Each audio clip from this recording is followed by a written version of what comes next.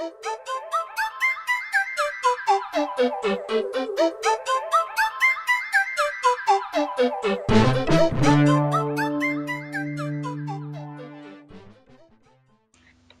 guys, welcome to Masters Comic Cast. This is number 2. We are talking about the first mini comic. Guys, if you don't know what this podcast is about, this is a podcast strictly about the new mini comics and the new DC comics that will be coming out for the Masters of the Universe. As always, I have Joe and Yuka. Joe, Yuka, thank you for being on here. No problem. Good to be here.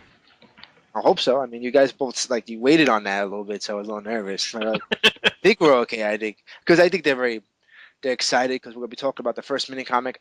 Guys, understand that right now we're going to be spoiling the whole comic book. So if you haven't read it yet, I'm sorry.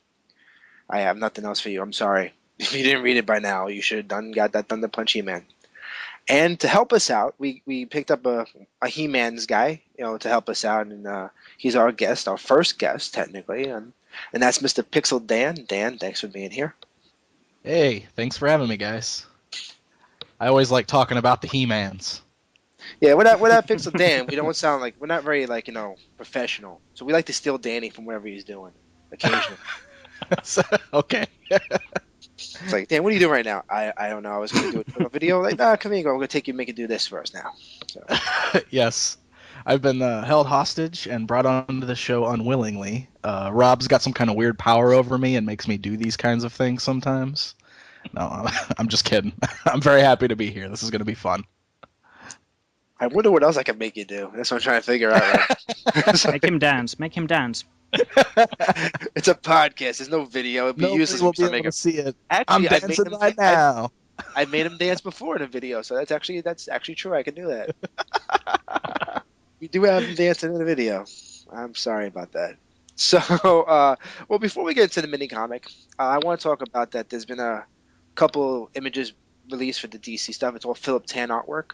And they already had the first cover. I guess it's the first cover where He-Man's got the sword in front of the Castle Grayskull. I guess we can assume that's the cover to the first issue, or that's what they're claiming it to be. And then, of course, now with the second issue, we have He-Man, and I think it was Trapjaw in the background. Guys, what do you? Let's start with Joe. With the artwork you've seen so far, what do you think about this DC comic? How's it making you feel? Well, the artwork so far, I think it's looking pretty good to me. It's something refreshing. It's something different, and I like the one that they showed. Like I said, we've seen the one with He-Man. We've seen the variant cover with Skeletor, which looks really wicked. The new one with Trapjaw and He-Man. Like I said, I just like the style because I want something that's different, that's not just always so similar to what we've seen in the past. And even comparing to the 2000 type of look and style, which is almost like a slash anime, and US look. I never cared for that. And this it feels more, I don't know, barbaric or medieval. And I don't know how the theme is going to be in the comic, obviously, but I like that style. And then those sketch pieces where it showed Skeletor a little bigger than He-Man, and then next to them is the Sorceress. That ought to be interesting. I like that it looks like they're at least trying to still keep the Sorceress with her still somewhat, Filmation look, like a cut in the, if you will, in her dress towards the front, but almost a sexy, but still, her look that we've come to know and love. But like I said, I guess, until the comic comes out, I can't have so much judgment on it. I'm waiting to see, obviously, just like we all are, what it's going to look like. But I'm pleased with it. It's a new style, a new look, and hopefully it brings in a lot of new fans when the comic does come out. So I'm liking what I see so far. Right. Dan, what do you think of the stuff we've seen so far? Well, let me start off by saying I don't hate these new designs, and I'm gonna say a few things about them, but I don't want to sound like I'm really picking on them because I do like the designs for what they are. The best part about them is kind of like what Joe was saying. They do still look like the characters, and they do have elements of stuff from like Filmation and stuff. So you can still look at this, and you can still see He-Man, Skeletor, and Sorceress. I guess my only real nitpick is just the little. I know that they're trying to refresh things. Artists and writers do books. They always kind of add their own flair and twist to characters and story and all that kind of stuff. I just feel like that it's not always necessary to do that with something that's already so well established. And when I look at stuff on He-Man like the chainmail piece hanging down the front, I feel like something like that is completely unnecessary. it's not terrible by any means. I think it looks a little strange and out of place. Like, why does he have just one strap of chainmail hanging down his furry underwear? You know what I mean? It's something You gotta like that. protect the goods. You gotta protect. Yeah, the goods. I guess that's what he wants to do. He wants to protect the goods, but I don't know. I'm not real sure I'm real fond of. And even Skeletor's the same way. Like Skeletor's whole loincloth is now made of chainmail, except for the purple flaps in the front. So he's kind of got like the reverse style that He-Man's wearing. It's like I'll chainmail everything else, you know. So I don't know. Like I said, I don't dislike this by any means, and I'm sure it'll be fine. It's in a comic book, and I'm cool with little extra changes like that, and the way that this whole story goes too. I mean, maybe it would make sense for them to have a little bit of different costumes or whatever. This whole storyline being kind of like an alternate universe type thing anyway, from the way it sounds. So I'm not really against it. There's just little things like that I'm like, I wonder why they did that. You know, why they didn't really need to do that. But anyway. I digress. Yuka? Yeah, I mean the first cover, the variant for issue 1 with the Skeletor. I mean that just blew me away. I'm gonna do my best to get that. And that is a cool cover. Yeah.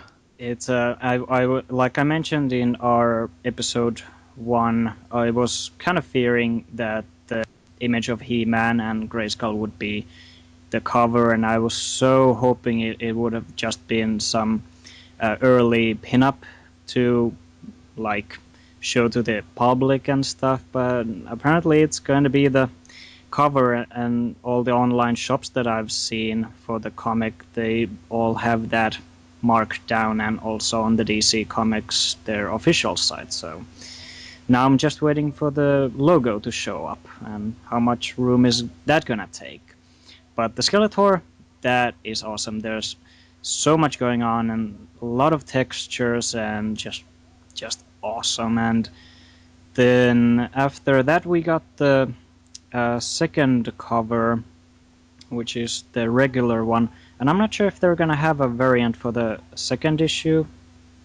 Is that something that DC might do for each of the DC issues? normally doesn't do alternate covers all the time. I mean, so they're mostly one cover, and that's what you get. I think if it's a first issue, they'll do an alternate cover, but I'm not too sure if they're going to do it for all issues. I was going to say, with this just being like a 6-issue miniseries, that might make the chances higher that they would do it, I would think, right? Because it's just like a special one-run kind of thing anyway. Yeah. Maybe they would do some extra covers just because of that. Milk it just to get the extra money. Yeah, that would be awesome, just to see different artists' interpretations on those characters and the whole world of Eternia. Besides the second cover, I keep looking at the high-resolution image, and he has the pupils, but he doesn't have the whites in his eyes. They're all black. I'm not sure if any of you noticed that, but he looks possessed, basically. Yeah, he's very demonic looking. Well, he's He-Man. I think sometimes when that power of Grayskull comes over you, it's like being on crack. You get dilated pupils. This is what happens. Is that what happens? He's very intense at whatever he's doing. He's probably either run to the store or going to go milk a cow. I don't know how it's working yet. We don't know what the story is like yet. And also, I would have big eye pupils if I saw a giant trap jaw floating in the sky above me personally. That's just the way I take it. I'd be doing the exact same thing. What is that? Trapjaw is usually hanging out in the desert building spider robots for Shakoti. Oh, I'm sorry, Yeah. I have that's no idea what actually you're talking Lord about. Mask. Lord Mask, yeah. Yeah.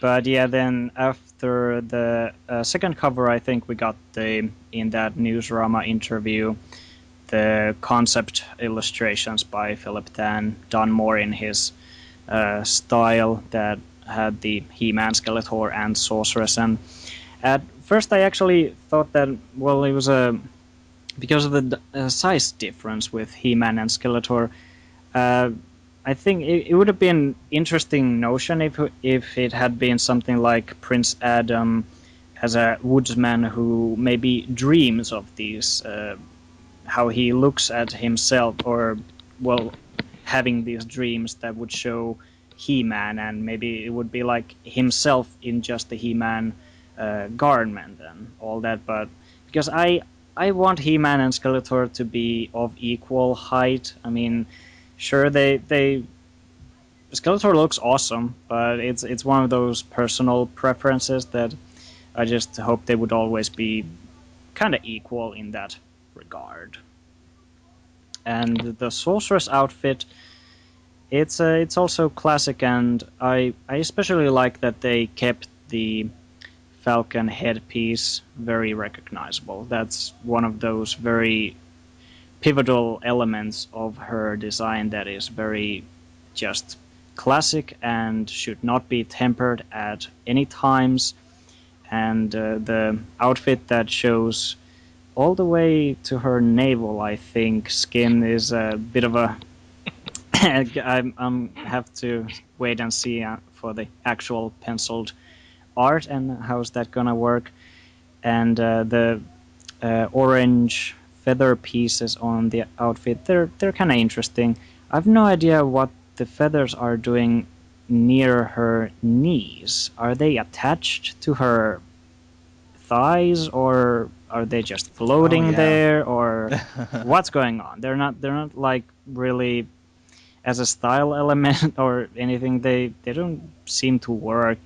At least I don't understand them right now. But this is a concept art, so can't can't really judge all that much right now. Well, I'm going to tell you something. First out, I never have a problem with the hero and the villain not being the same height. I mean, do you really think Lex Luthor and Superman are the same size? Do you think Cap and Red Skull are? So Skeletor being this bigger character doesn't bother me.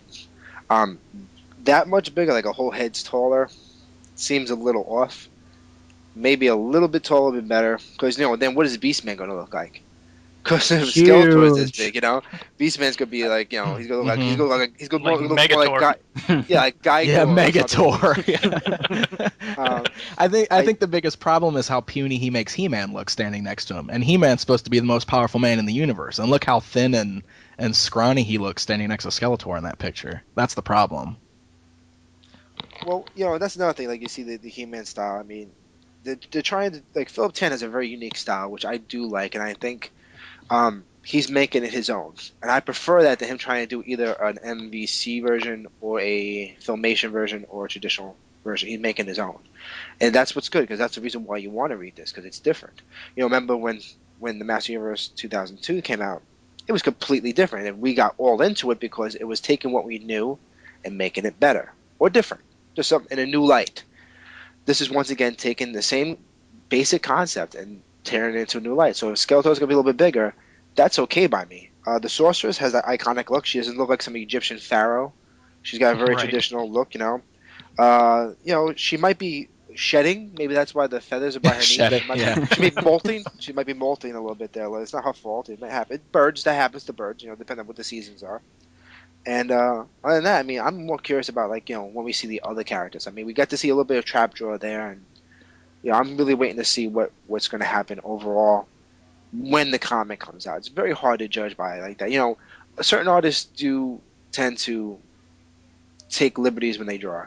Philip Tan went a whole different way and gave He-Man no pupils whatsoever and went completely white like it's Batman. But having the pupils it probably was more like the inker's fault or the colorist's fault for making the eyes so dark. I'm not going to 100% say that is that going to happen inside the book. I seriously doubt it will. I think just overall, it's just his artwork is a little more fluid, a little more natural.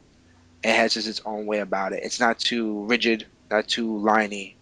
It's really something unique, and I think I just want to wait for the comic book just to read it because I'm dying to see how they just overall pull off the book, and I want to know why Trapjaw is the big guy on the second issue. I mean, obviously we're not getting too many characters.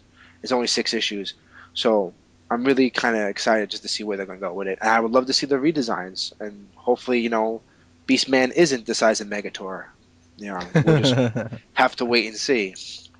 All right, You guys. guys think that maybe we'll get possibly one villain per issue? Because reading the Ryder Robinson interview, he mentioned that you're going to see Man-at-Arms, you're going to see Tila, you're going to see Stratos, and but they're not going to be that. Each issue will slowly introduce one character, then the next character, so it's not going to be this sort of mess of characters all introduced at once. Okay, so also the description for the issue 2 is that Adam sets out to reclaim the power of He-Man and find Tila and Man-at-Arms. So would a corresponding villain be Trapjaw for issue 2 and maybe some other villain? Any guesses who that might be? Beast Man. It might be just Trapjaw, but I don't. I think that's kind of because with the whole idea, what is that? I wonder, do all the villains remember everything? Is it just the heroes that don't remember? That's kind of what I'm curious about. Like, is Skeletor the only one that knows what's going on, or is it Skeletor and all the villains? He's got that Men in Black zapper. He's just like, yeah. Everybody forget. or like I don't know if you guys watch Once Upon a Time, but maybe Skeletor put a spell over all of eternity, and he's the only one that knows. Kind of like the evil queen in that show. He could chuckle like, I don't know. Something you don't know. It's like, yeah, no, I would assume that the villains know, and it's just the heroes that don't remember things. So maybe it is going to be something where they kind of have like a villain a week kind of thing, like a big bad an issue, and to kind of culminate to the big final battle with Skeletor, because obviously he can't run into Skeletor right away, right? We gotta have some build up to that. You know what? If it's one villain in an issue, that would work. Because let's say the first issue, we don't know who really is in the first issue. It's mostly about Adam figuring out that he's He-Man. That could be Beastman could be thrown in there just to be like attacking him, trying to get him when he's at the farm. Maybe Beastman was there to watch over him, make sure he doesn't figure things out or some crap. They go from Beastman, got Trapjaw, go to Triclops, Merman, then maybe Evelyn, then Skeletor. There's your 6 issues. And that would be I figured they would have those main 6. Yeah, that's what I was thinking too. They'd probably just introduce those main ones right there. And then if we're lucky enough, if it continued, then we'd get more if it did go past 6 issues. But again, that's wishful thinking. Well, and didn't they also say in like the first interview that the end was going to have a big battle scene with a ton of characters? Didn't they say something like that? Are we confusing that with the mini comic? No. Because in the first interview on MTV Geek, he talked about how by the end of that storyline he'd try to get a whole bunch of characters in there, which I would assume would be for some kind of big, once He-Man kind of figures out what's going on and gets everybody else to remember, it's like a big war on Skeletor to fix everything kind of a thing. I don't know. Maybe I am remembering wrong. I thought what they said in that first interview. I think maybe he may have mentioned saying that they could do whatever they want near the end, depending on what they don't want to give away too much. I think you're on the right path. Maybe as he's freeing people, just the whole thing, everyone starts waking the hell up, and at the end is a big battle by Snake Mountain or some crap, or wherever it be. That would make sense. If it was Skeletor, I would if I just zapped everyone's brain, I would hang out. I would make Eternia my summer home. Grayskull be in the wintertime, go skiing by Grayskull. Because you just done one apparently, and I still don't understand the whole idea why he didn't kill. I want to read this book so bad because why didn't you just kill him? Right. I keep thinking of what is it? Austin Powers. I have a gun in my top drawer. We'll shoot him in the face. Go get some lunch. Why would you keep him around? You just don't get it, do you, Scott? You just don't get it. It's so easy. It's I'll just shoot him. It's no. You put him in an easily escapable trap with a shark tank there and right. The key to the door and assume everything went to plan. What? And no one stay around to make sure he dies. We all leave, and it's Well, obviously the sorceress knew that Skeletor was gonna wipe the memory on all the good guys, so she sent He-Man to the forest, and once the memory wipe swept across the land, she probably reverted him back to Adam, so there you go. Wow, really? I hope not. Well, come on. You have your notion of Beastman knowing that He-Man is this Adam and he's keeping a tabs That's the whole on point. it. Everybody knows that if Skeletor wipes everyone's brain, then they have to figure out that He-Man is Adam, right? Well, I would actually want it to be something along the lines like in the Star comics they had when they did the whole future plot line that also in the New Adventures there's in a mini comic the scene that Skeletor actually discovers that Adam is He-Man when Adam transforms into He-Man. That would be a very cool scene to have even in the DC comics. Huh. Though I don't want to wait for all the 6 issues for Adam to transform. I would hopefully like it to be probably already in the 2nd issue. I'm not sure. Haven't decided that yet. Well, we'll just have to wait and see. This is one of those things like we could talk about till we're blue in the face, but we're not getting the books yet, so it's kind of like driving us crazy. So Yeah. That's what makes it fun. That's why we have this podcast. Anticipation. That's why we have Dan here. He's Yeah, also it's true. meant to go crazy with this. That's right. Well, we have to get to the mini comic yet, and then get into that because I know everyone's got lots of opinions on it. I know Danny's talked about it before, but now the book's officially out, and everyone's had their opinion. Maybe have a different outlook on the book. Before I say that, guys, if you're listening, I know you've been sending us some emails left and right and thanking us, but send us questions and things. Send us statements like how you feel about the mini comics. We want to know about what you guys think about the DC stuff, especially. So email us, please. Let us know what you Actually, think. do we have any listener emails that could be read here? Yeah, we'll do that in post. Okay. We'll do that in post because we have one very nice long email and it will take too long. I'm not doing that now. I'll do that in post. So this part gets edited out. So mini comic time, guys. Mini comic time. We've all got it. I know Joe and me actually were the good people who didn't sneak cheats and look online or went to San Diego Comic Con or hang out with Scott Knightlick all the time. And we did What it. are you guys talking about? I don't even know. Because I'm going to perpetrate. Like everyone believes. By the way, everyone believes that Danny hangs out with Scott at the summer home together. They have barbecue. Oh, for sure. We went to the movies together last night. Completely. He was like, you know what? You should Yep. make a guy called Mosquito 2. And she looks just like me. Mosquito too. I think you're on to something here. That's who I'm going to start Swappable rooting Dan for. head. Yeah. Once Mosquito gets released, I'm going to start rooting for Mosquito too. It'll be exactly the same guy, but just in a brighter purple. Yeah. And That's better the crotch book. piece. But this time you make him blue. It's brilliant.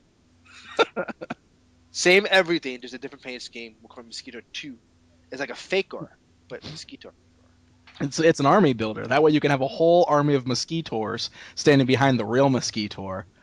Dude, nobody would stand a chance. He-Man's done. That's all I know. He-Man's over. What you have to do is a big old can of Raid and start spraying.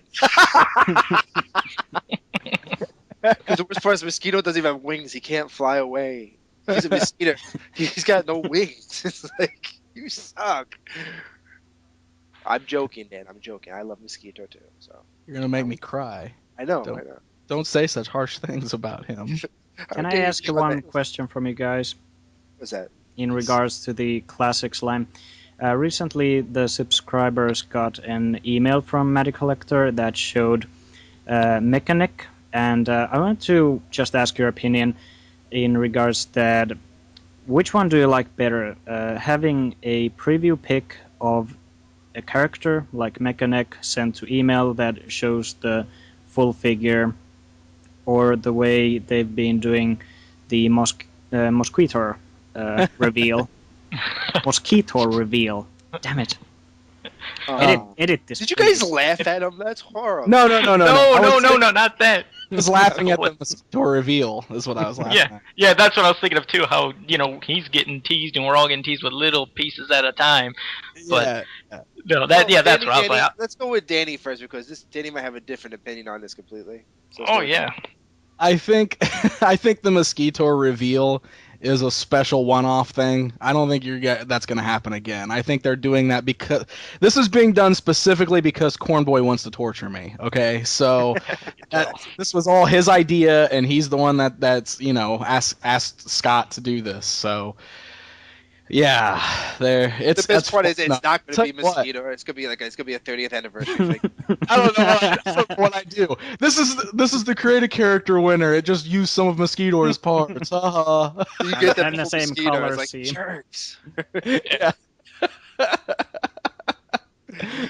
gets up, it's gonna have like a Froster face on it and like a really bad lipstick application. It's gonna be, Spector's head.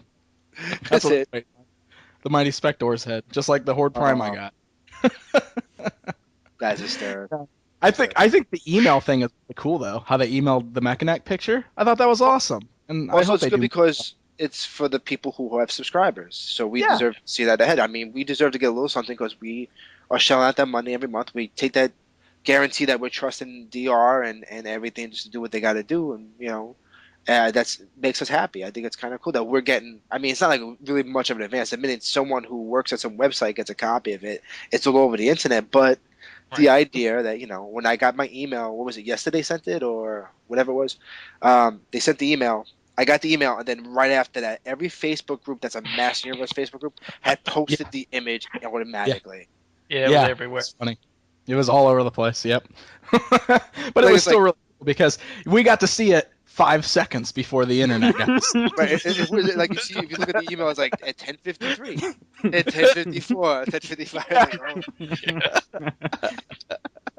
10:55. Joe, what do you think? No, I like it just as how we're getting it too in the email form, because the little teasing stuff I think would just drive me insane. Whether they gave us a little piece, every week, every 2 weeks, I'd figure if you're teasing, just give us the whole picture. So I do like the whole, just getting that in the email, because seeing Mosquito bit by bit is driving me nuts, and I can only imagine how nuts it's driving Dan. Man, I'll tell you what, dude.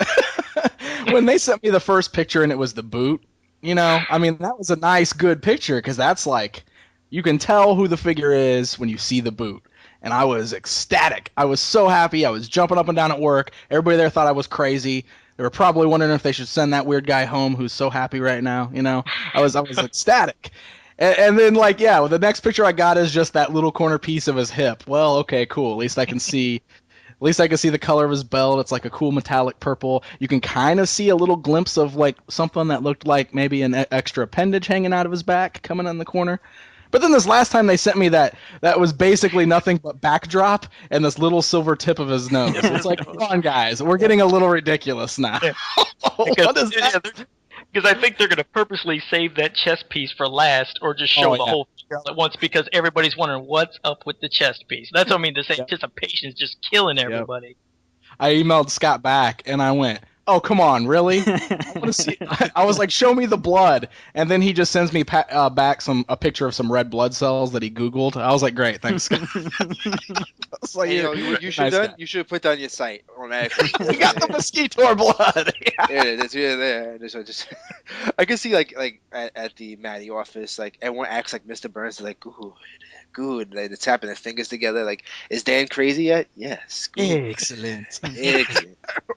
It was like Tanya's like, what do I do about that? It's like, no, there's nothing you can do about it. It's, that figure ain't coming out this year. So it's like, well, at least he did say it was coming out this year, so we know that it's got to be either November or December, since every other month's been revealed now. But God, that's so far away. End of the year. Well, you understand it's almost the end of May right now, so. I know, and it's gonna be here before I know it, and it's gonna be awesome, and we'll probably get to see him in July at Comic-Con, so we'll get to see the whole figure, I would assume, unless they just save it.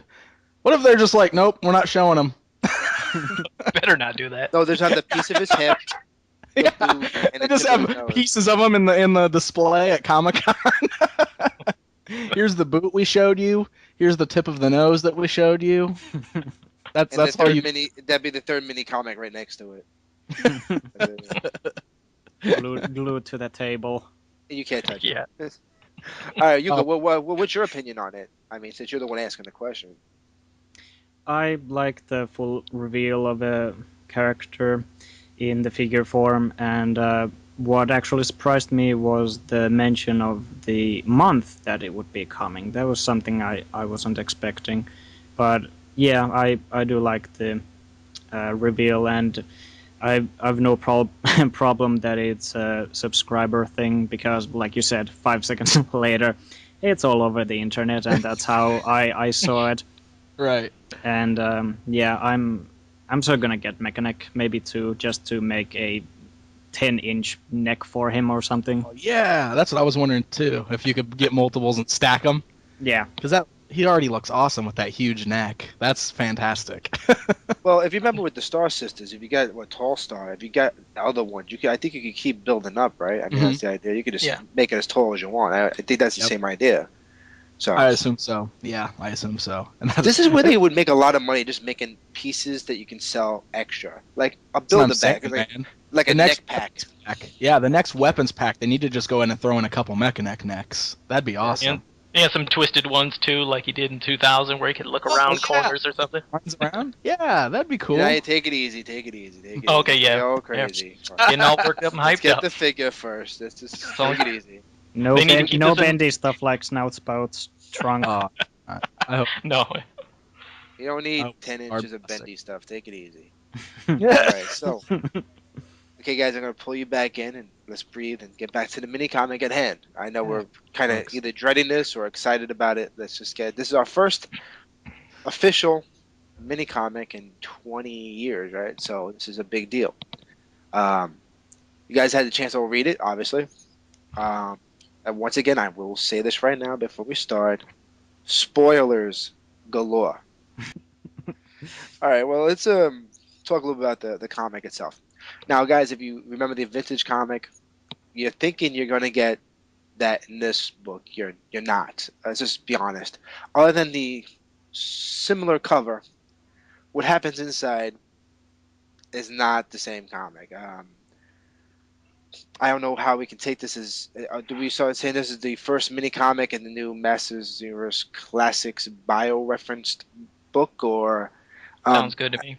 that's how we go. I guess we should refer to it as it's not really based on the mini comics more than the fact that they have He-Man in the Preternia disguise.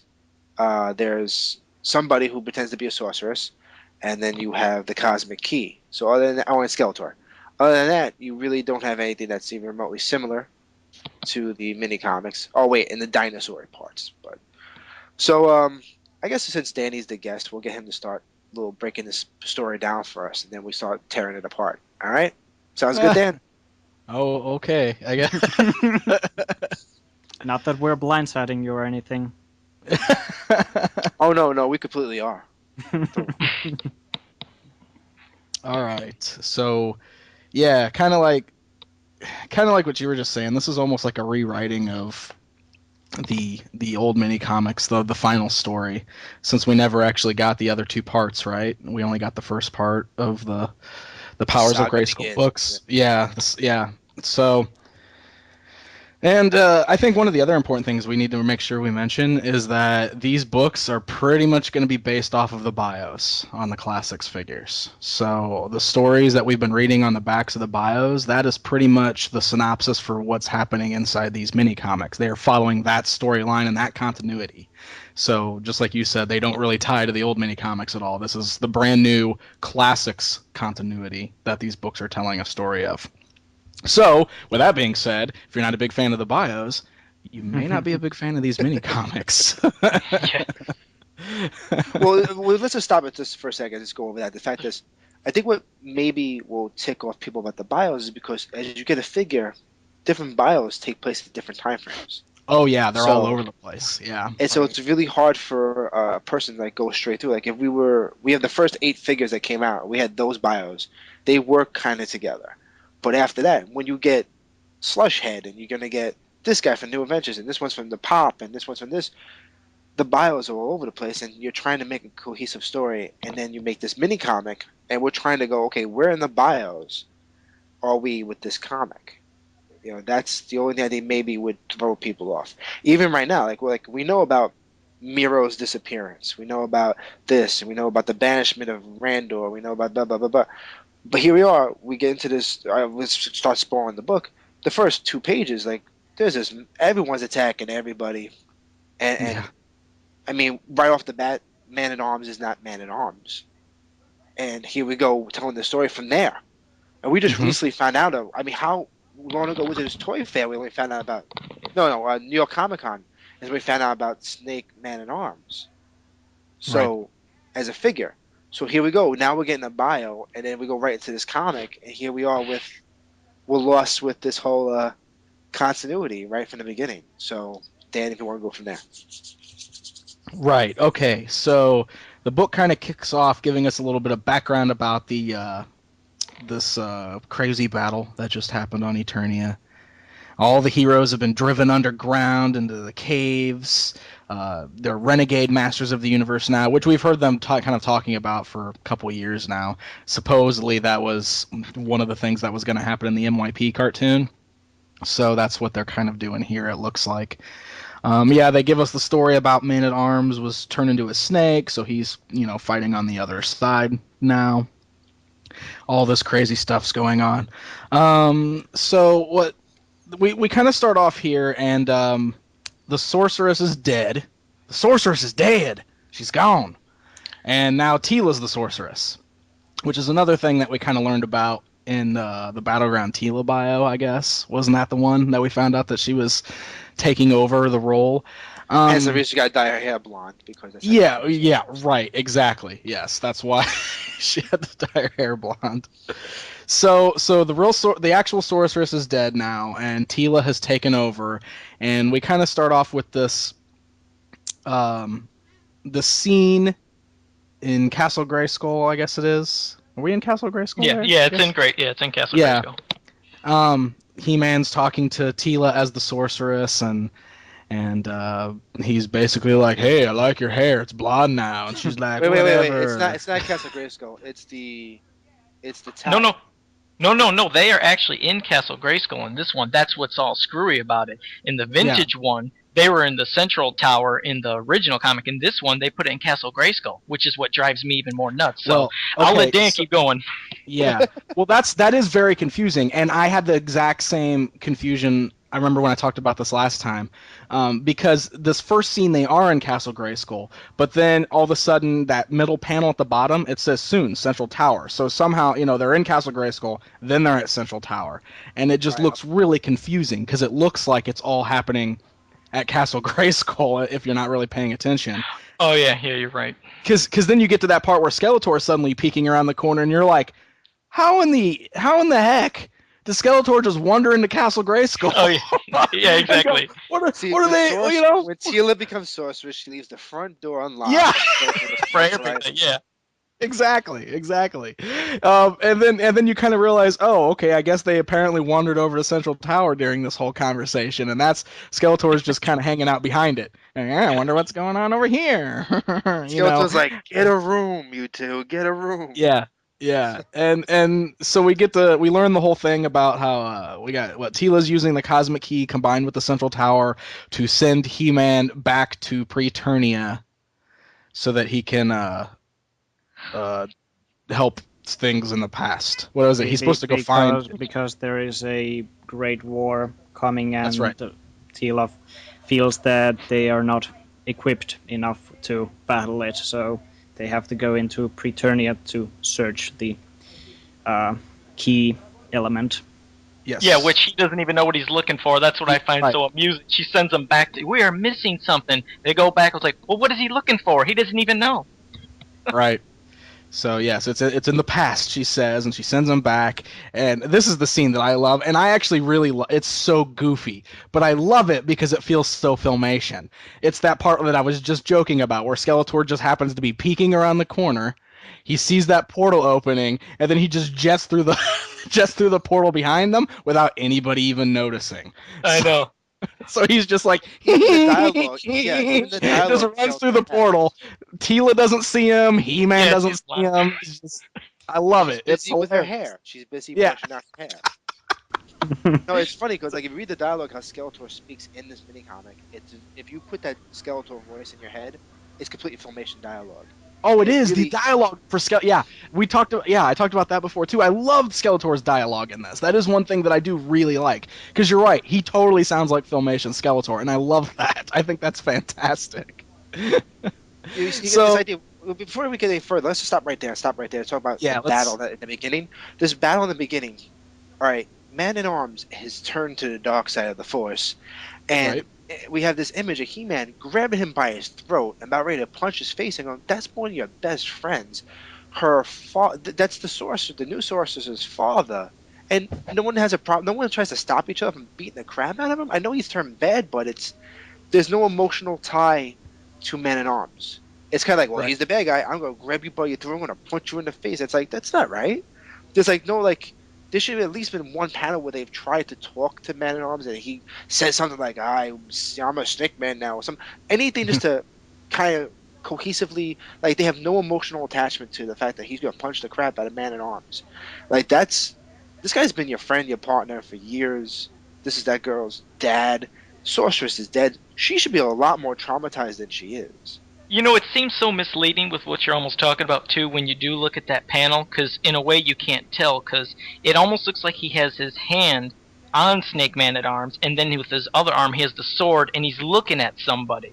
So I don't know if he's like trying to hold somebody back from Man at Arms, like maybe the beating he took from Clamp Champ. Maybe now he's holding back Clamp Champ and holding Man at Arms down on the ground. If you look at it, it's a little misleading. I can't tell. It doesn't almost look like He-Man's punching him. It kind of looks like he's just Look, holding him he's back. got a sword up in the air and he's grabbing the guy Right. by his neck. That's violent. Straight Well, up. if- I have Well, a like I problem. said, it's kind of tricky. It's weird. It's like I said, his hand's almost touching like with that thing that covers Man at Arms' face, but he's looking at somebody, and that's what I mean. Maybe that's the scene where we find out maybe he's like Sorceress, try to heal him or something. Maybe that's the scene where that would happen, because as we know, the Sorceress is supposed to help with Snake Man at Arms and bring him back to his normal self for a few seconds before possibly dying. Maybe that's what's happening in that scene. Again, maybe we'll find that out in the future, mini comics. I really can't judge from that right now.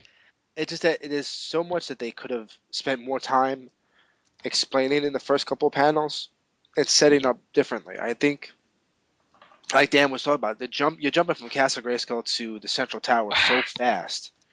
I know we only Yeah. have 10 pages, but there's so much more they could spend more time on. We didn't really. Yeah. Did we really need Miro and Randor to return in this panels? Was that really necessary? I mean, I let's think get you're somebody right else's there. opinion. Oh wait, well I was gonna say I think you're right with that. I think they're trying to get so much jumbled up into these because in fact there's only 8 pages for this comic compared to like the vintage one had 11, but they did have so much more dialogue. That was a weird little stat I was gonna bring up. In the 8 pages of this mini comic, they had 956 total words of dialogue and description, compared to the vintage comic had 11 pages, and they only had 715 words. So, like I said, there was an average of. No, really, I wanted to bring it up because it was something a lot of people. Joe brings the geekiness in this podcast. Yeah, that's right. I'm gonna bring it. I'm bringing the geek. But no, some people thought they couldn't stand the small text. They said, "Oh my God, that text is so small. Did they do that because they're wanting to show a whole lot more art and battles?" And I was like, "Well, actually," I said, and they thought there was less words, and that's why it was so small because there was more art. And I was like, "Actually, there's an average of 120 words per page compared to the vintage one had 65 words per page. But there's a ton of dialogue that they tried to cram all into this story of only 8 pages." So I think they were trying way too much. It's nice to get more description, but like you said, they're trying to throw too much at us at once. If they could have had it go in a better order with that descriptions and all those words, it's great because we are getting a lot more information. This is the most any comic has had, average wise, ever. But they're just like I said, too jumbled. But yeah, we can get to other things. I just had to bring it up. You know me, I always bring up these crazy stats. Well, Yuka, like now you see, like this first couple pages, like they bring back Miro and Randor and all this stuff. Do you think these things are necessary in this mini comic? Do you think we needed to see all that? Yeah, in some way it's needed that they, because it is the classics story that they're telling, so they need to have a good setup for that. I mean, even in the first inner page, they have all that. Well, it's a short description of it has been a long time since the defeat of Serpos, and only fans who maybe have seen the 2002 cartoon would remember that. And I'm blanking out if Serpos has been mentioned in the classics bios, but like the whole thing about Snake Men have amassed power and the Horde have returned from Despondos, overthrowing King Skeletor. That's a huge plot point, and it's kind of like thrown in a in a sentence before the actual comic even begins. So that's one of those that, yeah, they had a lot to set up for the mini comic. So I appreciate that the first page is basically giving some uh, well, some ground to stand on before we actually turn the page and start with the story. And one thing that I wanted to ask, I mean, at the time when the first minicomic, it was revealed to those who attended the San Diego Comic-Con in 2011, and we see this panel with He-Man and Snake Man-at-Arms. I wonder if the minicomic actually was in the same line of eventually killing Snake Man-at-Arms, because we've only recently, now in April, May of 2012, gotten the bio for Snake Man-at-Arms that reveals that he's killed in battle. But the minicomic is kind of leaves it a bit open-ended. So that's one of those things that, I mean, as I mentioned in the first podcast episode, that I would hope that the minicomic could stand on its own ground, so we don't need to know all about the bios. But yeah, there's so much going on that you have to have followed at least some of the key bios to understand more what's going in the comic. I think our mini comic needs its own bio. Yeah, exactly. I just like if it has a real name and everything.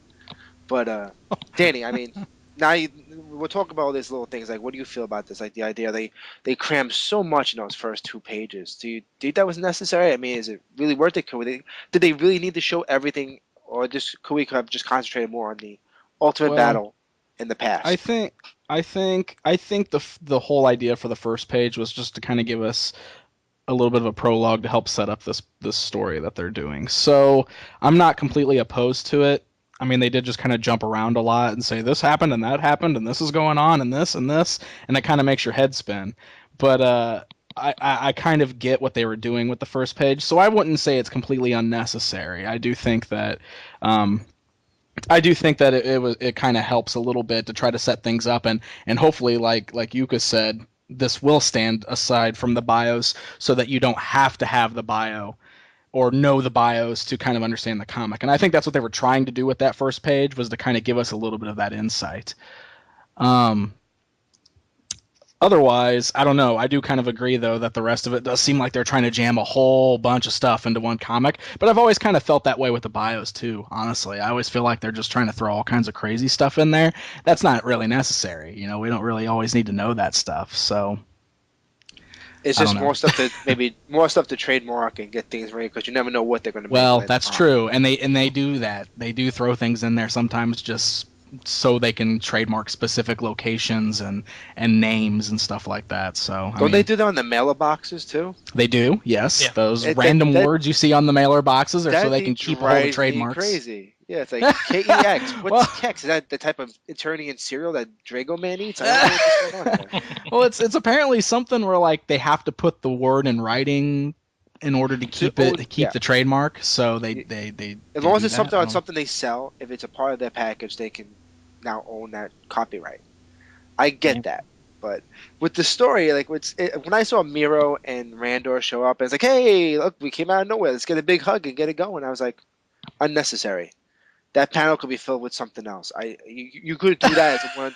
They could just do a little cash-in box that says Miro and Randor returned, because apparently, I feel that the whole thing of the King Skeletor, it's like, you know when you watch Family Guy and they showed a reference, like, but the other reference, I think we got the wrong scene here. I would prefer to have seen Skeletor as King Skeletor. Just give me something like, what's up with that? How you pass up all the good stuff and then end up here? Like, you talk about all this stuff, like Snake Man takeover, Horde is back. They dethroned King Skeletor. It's like, stop, wait, I'm sorry, what? Where was this? Oh, right, before the cover of the comic. Great. And now you have so much. Now you want to know about that stuff, and you know you're not going to get that stuff in no comic book form. So it's kind of like you're sitting there going, well, I wish I would have at least seen something of that. I know we only have like 9, 8, 10 pages to tell a story, but do we need He-Man saying your hair looks nice? Is this stuff that's necessary in the comic? Right. I mean, there's stuff they could have overlooked. I mean, you want to make a special moment for Tila, man. I remember we talked to Tim Seeley when we reviewed this, and I just remember that was one of the lines that like he was told he specifically had to put in here. He had to make reference to her hair being blonde. So it's But just you know, like, if you look at okay. the comic, it's not like you can really tell that her hair is Yeah. blonde. It's not. It's not Yeah. like the artwork shows the battleground Tila figure. You're seeing the sorceress Tila. Right. So obviously, we'll probably get a variant coming up of a sorceress Tila figure. Obviously, so you know we have that. Okay, so now Skeletor leaps through the portal. No one stops him. Like Yeah. I, you know, what'd be really funny? He did the little creepy hands up in the air, like the creepy sneaking up behind Yeah. everybody, like. Do, You do, know, do, do, do, do, do. Yeah. he's like actually walking as He-Man's shadow. So He-Man stops, he looks behind, Skeletor looks behind Huh? too. Like, Yeah. like what was that? No, nothing. All right, all right. And they go through. First thing I always think about now is every time we hear anything kind of Back to the Future story, I keep thinking of Back in Time song. So it's like yeah, Bow, Back to the bow, Future. You got bow. Cosmic Key going back in time. Now we got Men in Black going back in time. It's like everyone's going back in time. Don't you guys learn when you go back in time? You screw it. Butterfly effect, man. Stop screwing with the past.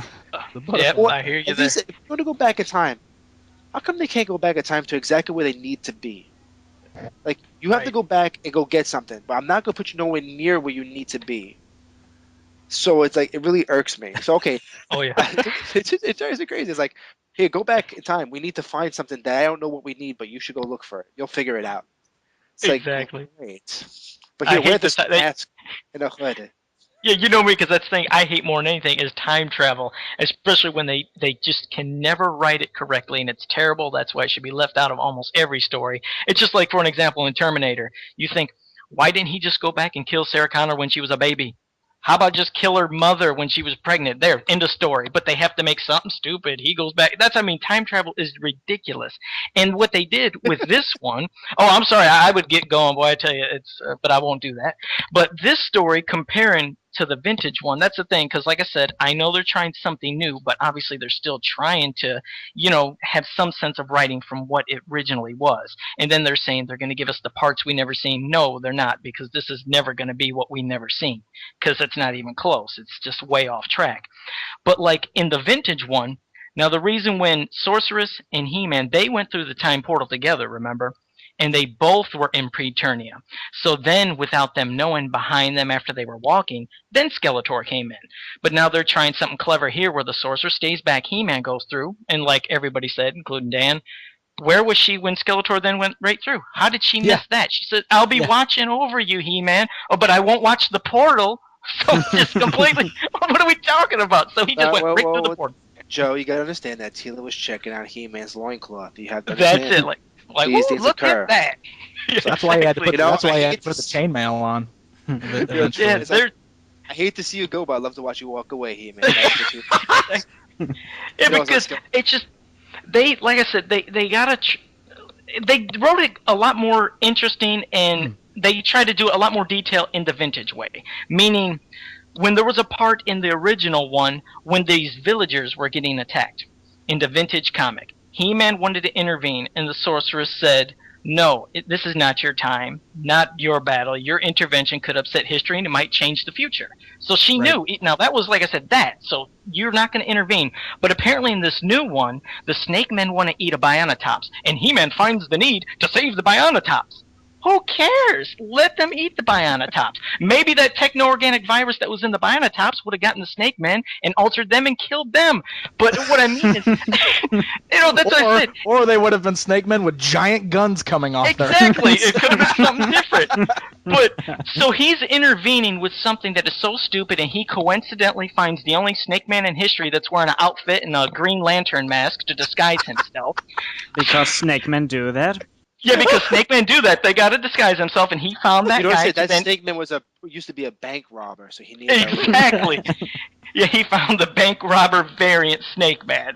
So he coincidentally finds that, and because of him then intervening there, remember later the Snake Men then have an attack on a village saying, which one of you did this? They're trying to find the person that, fought them and stopped them from eating the Bionatops. So He-Man right there already altered history and had all these villagers getting, the village getting destroyed, the villagers being attacked. He altered something that was so stupid, and then it changed everything. That's why I was like, there is no jerk. That's what I mean. So they tried something clever and it didn't work because before, like I said, the only reason he intervened in the original mini comic because she said you can't intervene only at a special if something was a special circumstance, and then that's when Skeletor later appeared and he's flying on the Turbodactyl, and Skeletor seen him and said, Sorceress, that's Skeletor. Is this a special time to intervene? And she said, yes, you have to stop him. That's the reason. Now, that's the reason that he intervened in the vintage one was because Skeletor was going to alter stuff. So he had to stop it, and they all got sent back to their time. But in this one, he's intervening at some of the times that make absolutely no sense. So that's what I meant. They were trying some clever stuff, but it had no logic. Joe, let's everyone just stop and think about this for a second. You want to alter in time.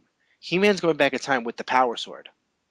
Yeah, oh, here we go. Let's just stop right there. I'm sorry. Oh, but did you want to hit me up on that? Continuity, like that. You know, two things can't exist that are the same thing at the same time in a certain space. There we go. And that's what kills me too. You got the sword. You got the friggin' sword right there. And Skeletor's got the other half of the sword. You got both parts of the sword right there in the past together, and no one. That's okay. I mean, no, I love that too. You're right. In this new one, she says, "I'm gonna cast a spell over this sword so it's not seen, for certain reasons." So, but to us, it looks like obviously the normal power sword as we're looking at the mini comic. This new one. Why didn't they make it look like something different? Because then they'd say, "Okay, well, He-Man." Why didn't she put a spell over him to cast a spell of disguise over him like she did in the vintage? She's the one that put that outfit of him where he looks like, the Phantom. She put the spell. In this one, he has to find an outfit. So why, for the save of grace, just put a spell over He-Man too, and for everybody in the past, He-Man won't look like He-Man, but to us, he'll look like He-Man, just like the Power Sword does. They contradict with their logic. One way they do this of disguising, this way they don't. Tila is new at being a sorceress, understand? She's still trying to figure things out. If you look at the panels when she talks about the whole disguising the Power Sword and everything, I mean, in those panels, her hood actually forgot that there was supposed to be the falcon eyes and the tip of the beak. So hey, right. if her hood forgets those, then she can forget that. Oh, I was supposed to hide or transform the Power Sword to look something else. I mean, it was just so poorly written at times. And like I said, it wasn't poorly written in, like I said, just comparison to the vintage, but just logic in general. The stuff that was being done in that, like I said, made no sense. I was like, I didn't understand why they were writing half the stuff the way they did. I have to agree with you with the whole idea of him interfering with the Minotaurs, and he caused something worse to happen. It's like, I'm going to save this dinosaur. That's a good idea. I feel good about this. I feel like I've done something right. And all of a sudden, like, hey, look, that whole town got destroyed because of you. It's like, you know what? That's one of those moments he goes, don't. Right. Yeah, like I said, that's where the logic goes out the window. At least go back and read the vintage of how it made sense. I mean, there was villagers getting attacked and the villagers getting destroyed. That's how crazy it was in the first original one, and he couldn't intervene in that because Sorcerer said don't do it. But this one, there's a freaking dinosaur that's going to get... Gotta save it! One of my favorite scenes at that part, though, is when Tila Sorceress pops up and tells him to watch out because it's got a strange virus that has unusual effects. And then the giant gun just pops out of the head of the dinosaur. And he goes, what do you mean you don't understand? I can see that. What do you mean you can't understand the comic if you remove all the speech bubbles? What do you mean? What? Did that dinosaur just completely try to jack up He-Man? Like, what the hell is there a gun? The gun pops out of his head, and then He-Man just goes, I have a feeling you're going to be a good guy to know, and starts petting him on the nose. So apparently the dinosaur's like, oh, okay. That's cool. And then, not only that, it's just so convenient when he was seeing Bionatops getting ready to get eaten, and he said, Snake Man. And then they showed the sorceress, and she said, beware, He-Man, the past has already been written, but if you must intervene, you would have to have a disguise. And in the next panel, there's that Snake Man, he grabs him, gets the disguise, and starts fighting. I mean, it's like he didn't even listen to her, like, don't intervene, but if you do, get a disguise. And in the next panel, not only does he find a disguise, he also intervenes. Didn't she just say don't intervene unless it's necessary? Well, maybe he misunderstood what he said by don't intervene unless you have a disguise. Oh, okay, gotcha. So if I had a disguise, I could beat the crap out of this guy? Sounds good, I got it. yeah. And I just It- found the guy right next to me with the outfit. Did you He's also my side. notice that he changed his boots? Ah, I mean, in the same page, in the Yes. upper panel, He-Man has the regular outfit and the regular red brown boots, but in the lower bottom panel, when he got the Domino mask and the pre-Turnia disguise, he also changed the boots. So the top of the boot is now the hair. What do you call it? It's white, as in Oh, the white. as in the figure has. Well, I let's don't be know, fair. Maybe that Snake Man had white boots and we didn't see that, and he took his boots. No, actually, what happened was this, even his boots knew better and got scared and turned white. Yeah. They're like, ah, crap, you screwing everything. I'm changing my. The boots knew to change it to a different disguise. All right, so now Skeletor jumps through. He-Man interferes. Dan, where do we pick up from here?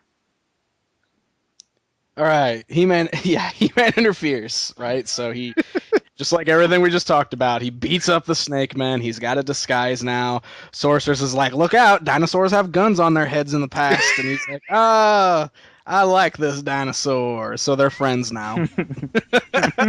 So That's how it works. yeah. So that brings us to the next section where Skeletor has come across King Hiss and his camp and all of the Snake Men. And I actually really like this because Skeletor kind of does this cool thing where he like appears right before King Hiss and says, "I finally found you." and then gives him this whole spiel about how like he's traveled far to seek his audience, and does that really cool Skeletor thing where he's totally playing him. I love that. So he does the whole, he gives him the whole spiel about how he's been seeking King Hiss's audience, and he's here, and he can help King Hiss defeat those accursed masters of the universe. And then you go, who? King Hiss knows who the masters of the universe are in the past? Who's running around calling themselves the masters of the universe? So that kind of confuses me a little bit, because King Hiss acts like he knows exactly what Skeletor's talking about. And then that's when Squeeze steps forward and is like, "Yeah, this dude just showed up and punched us in the face, and we all ran away."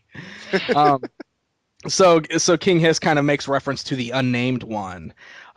So he talks about how the Unnamed One wishes that we crush the Resistance. So let's go destroy this interloper, and that's where the Snake Men all run off to find this guy that kicked all their asses earlier on. And then that brings us.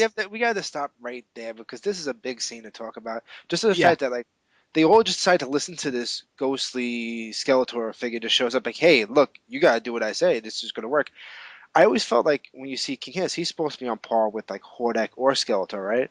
When I was reading this mini comic, it made me feel like I was looking at Zartan and the Dreadnoks. I don't know why. I remember looking like he just chilling, hanging out like a little bar. They got like a little fire going. They're chilling out like in the woods somewhere. Yeah. But this is King Hiss. He doesn't even have a place to live. He's hanging out in the rocks.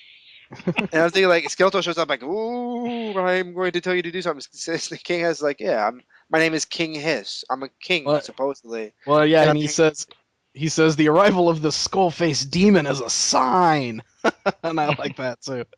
Exactly. You see these dialogue. You see like going like it's cool. It's like you definitely Skeletor would do this. That's definitely his character, and I like that.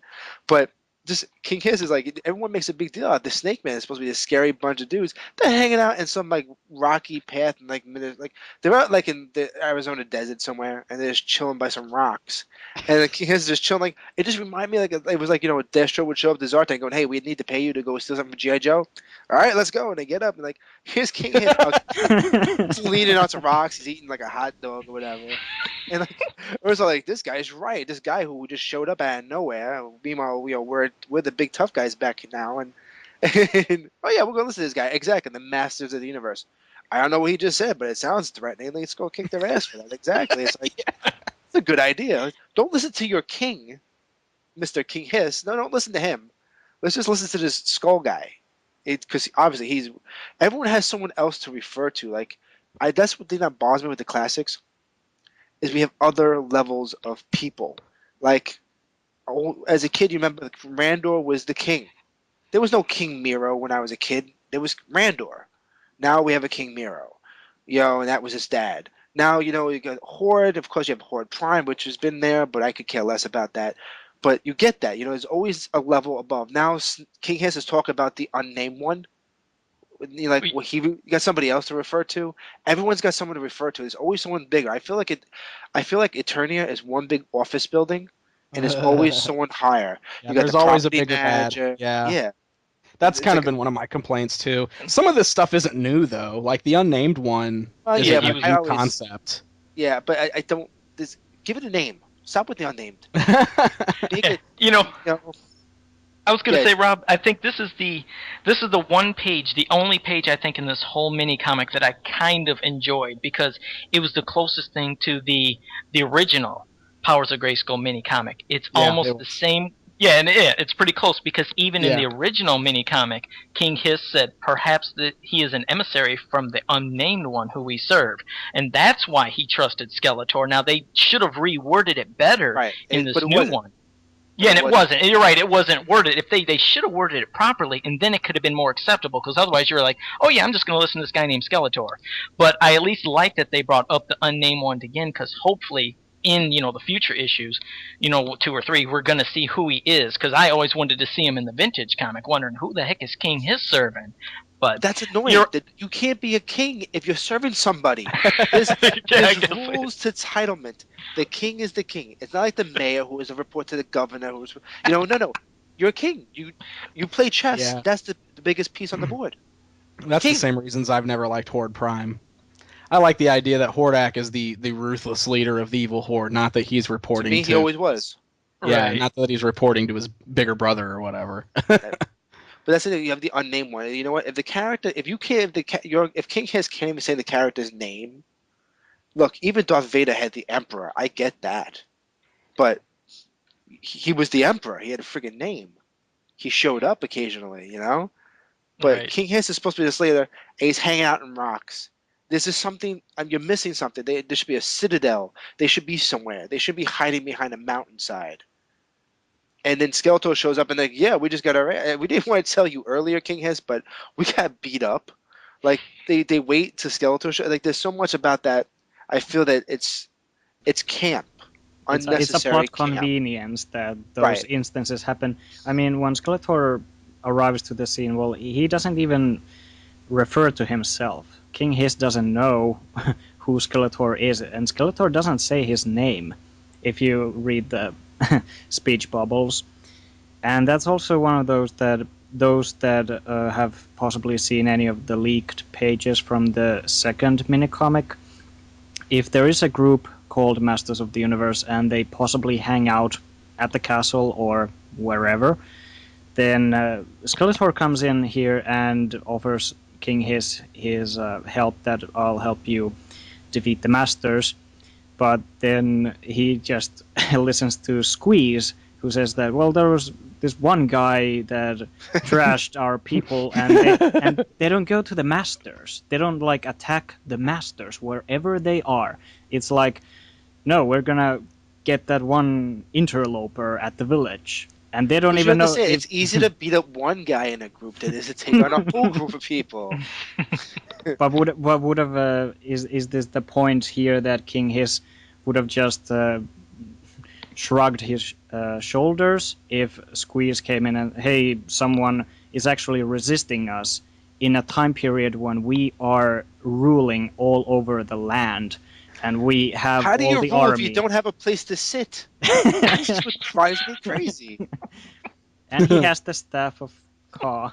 He's got that cool throne, dude. He's cool. He doesn't. You don't need a cool building, right? He just has the throne. I'm a king. I have a throne. See, I have a chair. They get carried. Bow to me. Yeah, maybe they carry him, or maybe they totally pick up the throne and carry him around. That's why they keep squeezing him. He's the one guy to get his arms around the throne and carry it. But no, I mean I understand the points. Like you're saying would King Hiss just say it wouldn't matter? But the whole point is, it's another plot point. Were they not telling King Hiss about He-Man at first? It's like there's so many little things. Like were they scared? There's this. Also, I want what happened to the naked snake guy who lost his outfit. I would be more ticked off if I was him. Like I would went right to King Hiss. I would have covered my junk up and said, "Look, I'm the only one who wears a costume around here, and this dude stole my outfit." We need Not, a I can't be figure of Banded that Snake Snake Man. Man. We need a figure of that Snake Man, obviously. Yeah, Banded Snake Man. Yes. He's got like a bag with money symbol on it. Kind of look like Swiper from Dora the Explorer. Ugh. All right, so now they're gonna go kick this dude's butt, right, Dan? So where we go Right. from here? Right. So now brings us to that scene we were talking about earlier, where the Snake Men are just destroying this little town, mauling all these people, asking where the guy is that attacked them earlier. He-Man comes strolling along on his Bionatops, and he sees this attack, and he's like, "Oh, now I've got to intervene again because obviously this is my fault." So maybe he's just righting his wrong from earlier.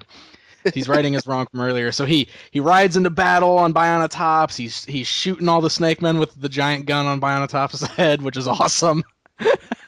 and then King Hiss comes riding in on Tyrantosaurus, which is also awesome.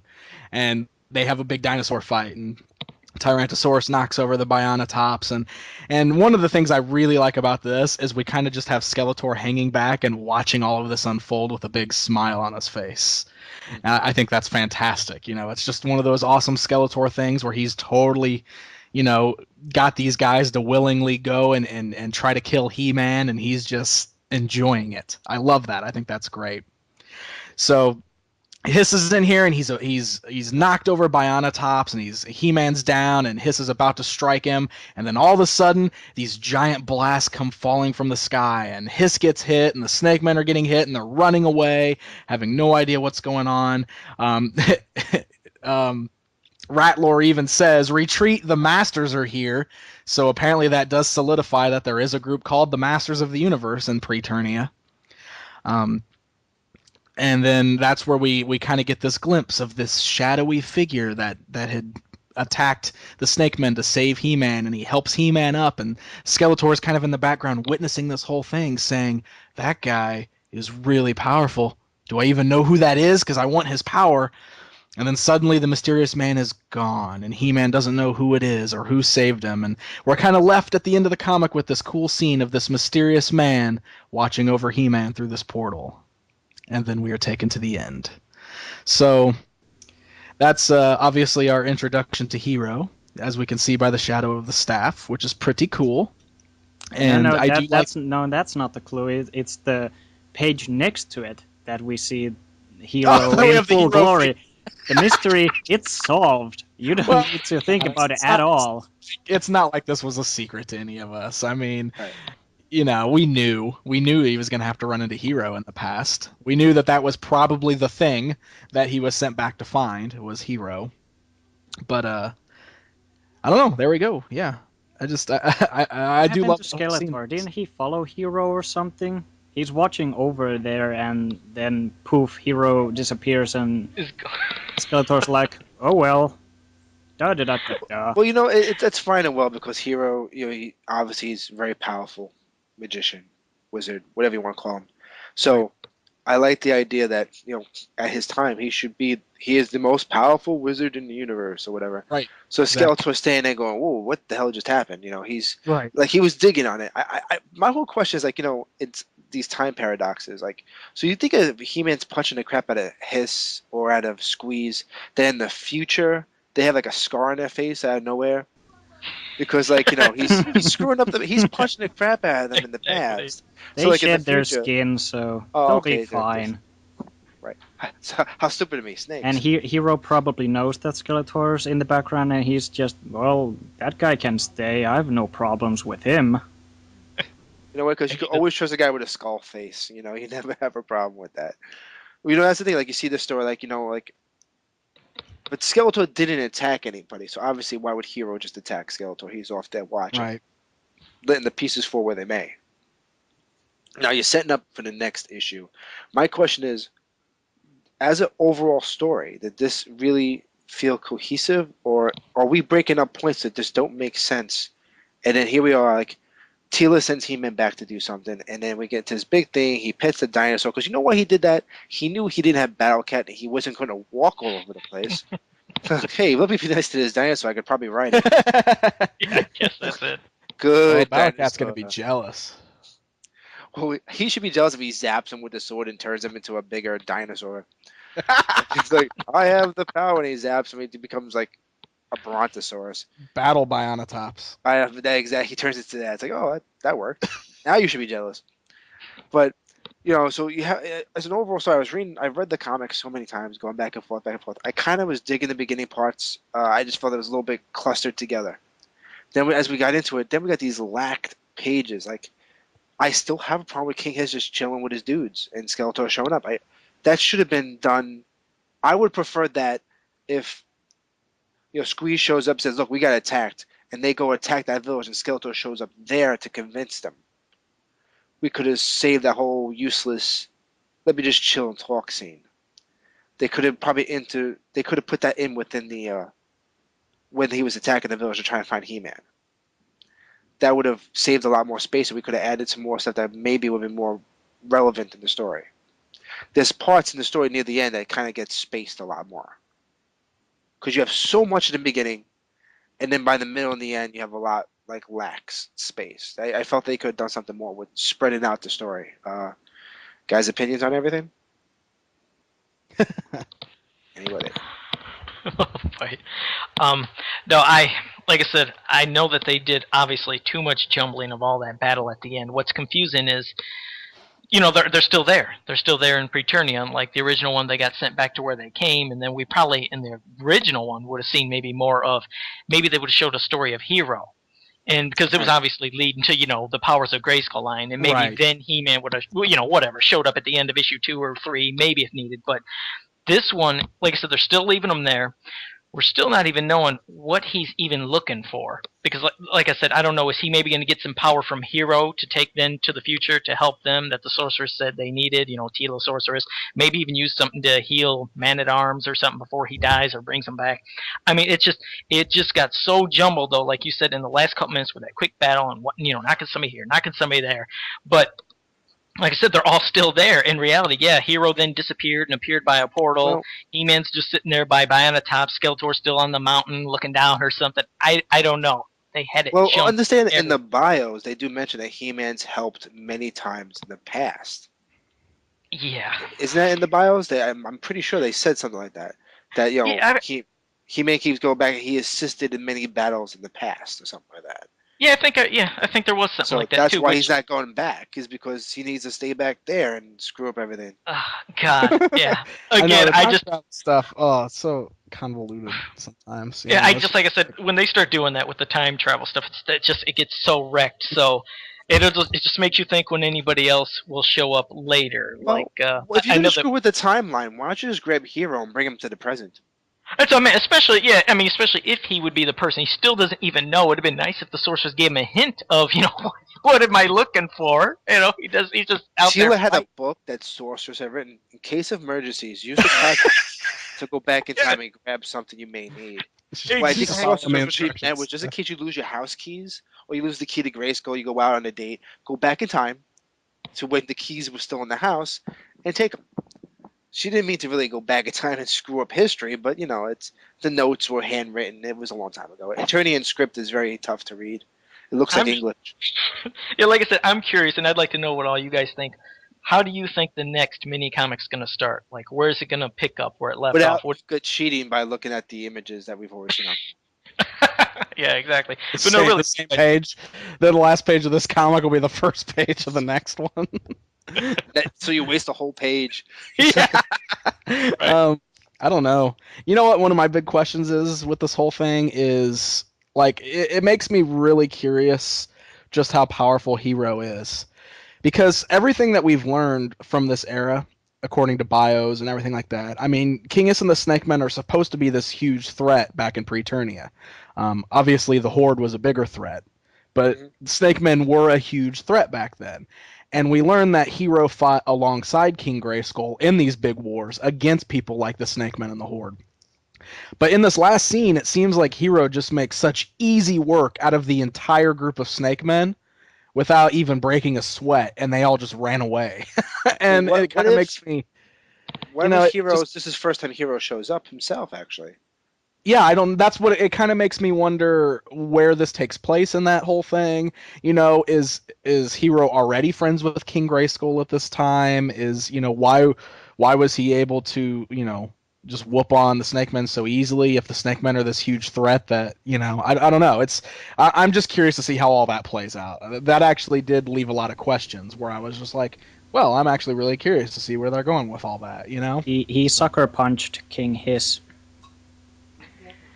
Sucker punch, yeah, with a giant blast from up on that mountain. Yeah. Bam! Because that's No actually way! King Hiss's, that's his weakness, is to be sucker punched. And Doesn't like when Hiss goes Sucker down, punch is my only weakness. and when Hiss goes down, all the Snake Men they just, our king, no, run away! Does that tick you off? Like you watch movies or cartoons or comic books, take out the leader. It's like cut off the head of the snake, the body dies. My problem is there's still people like that can fight. I don't get why like just the one leader who treated you pretty badly falls and all of a sudden you run away. It's like, wow, really? That's all it takes? Like kick this guy into junk and then you all leave? I would always attack the leader, just not even bother with nobody else. Because obviously the theme works. If you take out the leader, everyone else runs away all the time. It's the instant win. So The Snake Men are a superstitious, cowardly lot, to quote Batman. but the second issue is going to be coming out at some point in time, and June. we have all these with Snake Man at Snake Man at Arms. Arms. Yep. right. It's right. Wow, it's so soon. That's Yep. so fast. It's So we got It's currently May 19th, and it is actually the artist Wellington Alves's birthday today. happy birthday to that guy. Happy birthday to that guy. Happy birthday to that guy. But so my thing is like you see, like we're wondering where it's going to happen, and now we could spoil a little bit. We've seen, if anyone guys seen online, they've had spoiler art, and some of the characters without telling the characters. Oh, was that like I don't know if Danny, you've seen any of the artwork for the upcoming issue. I don't know if Joe has. You see who's in it. I won't give away any if people haven't seen it because this is probably don't want to spoil because the comic book hasn't come out yet. Do you think these characters were always set to be in that, or did we just get those characters thrown in at the last minute? They were always they're- meant to be because, Yep. I mean, we saw it was February that we got the leaked spoiler images, and then it was in, let me just check, it was in March that they had on Facebook at Matty Collector that interview with Scott, and they asked that will Spector be appearing in the upcoming mini-comics, and Scott answered that all the 30th figures show up except for the new winner who was not selected at the time the minis were drawn. And we did this to both create shield art for the package and to legitimize them in the world of Masters of the Universe. And that the shield art from Spector's package is from Minicomic issue 2. Okay, so that spoils a little bit of it that I didn't want to spoil. But yeah, so you get Spectre. I mean, if anyone could work with it. So now you got two time traveling people in this past story arc. How is this not going to really confuse everybody? I don't know. I guess we'll find out.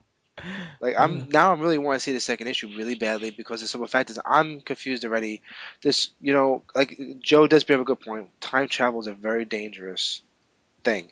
When they did the original mini comic, they tried their best to keep the ideas that would happen in the Back to the Future movie. Don't mess with this. Don't mess with that because you mess with this, you screw up this. In this way, it's you just have He-Man introduce Hero, so then we can make the Hero line of toys, and then we won't have to worry about making He-Man again because he doesn't really screw with the past. Right. But at the same time, now they took that and ran the wrong way with it, which it tends to make you worry about like what's going to happen, and you hope that cool action scenes are great, like the ultimate battlegrounds, kind of seeing what's happening there, seeing Snake Man at Arms, as we're going through then at the end big battle when Hero shows up. These are epic battles, but like Dan was saying, like everyone's saying, like it seems so easy that Hiss would lose or run away from Hero. The only thing I think we are missing, I wish we had a straight timeline continuity of where we are. This would help the story out and help us figure out what bios to look for. Because, okay, the comic book opens up. Teela is the sorceress. Man at Arms is now Snake Man at Arms. Skeletor was a king. what was he, a king for like 2 weeks? Like, how did this happen? Like, they're not explaining themselves. With even now, we're getting a comic book that was supposed to help us understand, but we're not. Now we have more questions than answers, and seems to be the path we're going on.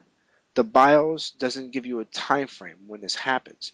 When does He-Man go into the new adventure story arc? When do they go to space? How long into the future is that? When does this happen? So is the sorceress that's in the New Adventures cartoon going to be Tila? We're all over the place, and we need to have a definitive answer. Like we're just saying, there's a shadowy character of Hero. Did Hero just show up to Eternia? Is he brand new, or has he been there? There's so many more questions than answers. Um, Yeah. let's give you guys a rounds to your final thoughts on this before we end it. And, I want to say, Dan, I want you to go first since you are the guest. Your final thoughts on Okay. this overall comic. On the overall comic, well, I will say that as far as like the artwork and everything goes, I really like it. I think the artwork's nice. The colors are pretty good. I like looking at it, and just the fact that I'm holding a Masters of the Universe mini comic is enough to be kind of cool. I think that's really exciting. I like that we've got little mini comics. Um, I think we've pretty much covered all of the flaws that we feel about the story through it. So that's pretty much my final opinion on it. I appreciate what they're trying to do. Just like with the bios, I appreciate that the whole idea is that they're trying to tie all these different concepts of the different eras of Masters of the Universe into one unified story. It's just, I mean, that's no easy task, obviously, Right. and there are things that just they're straight up not going to work because let's be honest, most of that stuff was never really meant to be tied together anyway. So, relaunches such as New Adventures and, MYP and stuff like that may not necessarily have been created with the idea that, well, they need to fit with the original mini comics or the original filmation. I mean, there's so many different eras and stories and concepts that they just aren't going to tie together perfectly. There's no way. It's not going to happen. So I can appreciate what they're trying to do there, and I can appreciate that they're trying to kind of tie all that together and give us a new story with these mini comics. But it does definitely have its flaws. There's a lot of downfalls here. There's a lot of things that we can kind of poke fun at and question and I mean, I'm curious to see where it goes. I'm definitely interested. I want to see how it plays out. I want to I want to see how they bring in these new 30th anniversary characters and what kind of role they're going to play. I want to see, what Hero's stance is in this era. So there's a lot of things that I am excited to see just because I'm curious. But as far as story goes, I feel kind of the same way about it as I do the bios. I read them, they're okay, but I'm always going to have like my own definitive idea of how the story goes, and I think that's true for everybody. I mean, it's just like anything else though. GI Joe, Transformers, all these properties that have been around for all these years, there's been so many different stories that everybody kind of has their own ideas and thoughts, and they pick the things that they like and they stick with it. And I feel the same way about He-Man. Joe? Well, when I first got the figure of Thunder Punch He-Man, I got that mini comic. It was really cool. It made me feel like, a kid again, always getting the figure with the comics. I just thought it was a fantastic feeling. I like that it's a little bit bigger, than the vintage ones.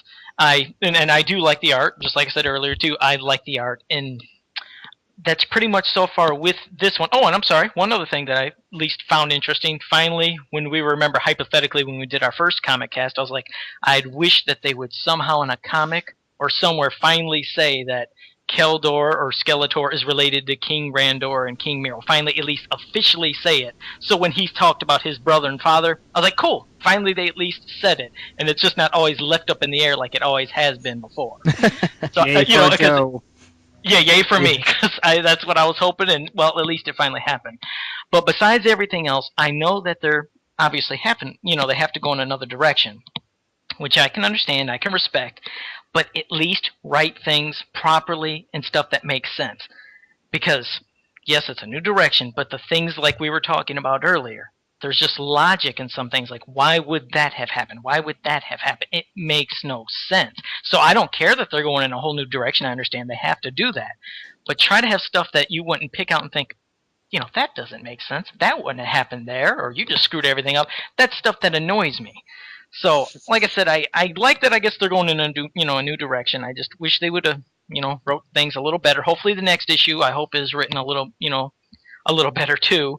And what I'd like to see, hopefully, is me and Rob were hassling each other. I think in the first podcast when I was talking about, man, I'd like to see some more about Hero and his background, about this and about that. And he's like, Jesus, Joe, how much do you expect them to put in that that mini comic? They can't fit it, but You got eight but pages, man. you got 8 pages. What do you think? But the thing is, at least from what I told you with my lunatic stat earlier, they are writing a whole lot more, and they're able to put a lot. And I think that honestly, I'd like to see maybe the second issue maybe start off somewhere along the lines of maybe a quick little background on Hero, because I think on one page maybe they could show something quickly about the overlords of Trala, maybe why they chose Ro to have the sword of He, and why he was given that ability to have that power, and maybe a quick little panel of maybe him getting infected by the techno-organic virus by Horde Prime, and then boom, then he shows up on Preternia. I think that in one page, they honestly, as you could see, the way they've been writing and scrambling, they could basically give us the gist of what they're trying to say. I would like I said, I'm hoping to hear more about Hero, maybe how he got the power, why he was chosen, and then go upon it, because I know that probably way back then it wouldn't have been that in depth, but it was going to be more about Hero back in the 80s, and since this one still is trying to talk about him, let's get a little background on him. So I'm hoping they do give us more on Hero in the second issue. Yeah. All right, Yuka. Yeah, I have a lot of nitpicky stuff, but the overall gist is that being a fan of Hero and Powers of Grayskull and most of the Preternia stuff out there, I wish if they wanted to make a mini comic that would justify the new 30th anniversary characters, that's fine. It's their current line and they can do whatever they want. Just make a mini comic or mini comics that would actually tell a brand new story with those. Because this is right now just Preternia setting for that new story. And for the longest time, I really just personally didn't like when Scott would make references, even in the 2011 walkthrough with Pixel Dan and all that stuff, that, yeah, we're actually gonna honor the fans and we're gonna tell the story they never got, and we're gonna pick up where it left off. And even in a very recent comment on the He-Man.org forums, he mentions along those lines that making things right by finishing the Powers of Grayskull Part 2 and 3, and that's not what this is. And I mean, I really like that it kind of makes fans more aware of the Preternia and Hero and everything about it, though they're all subjected to the new continuity, so I'll have to make more videos where I actually explain the origins through the vintage character and the story.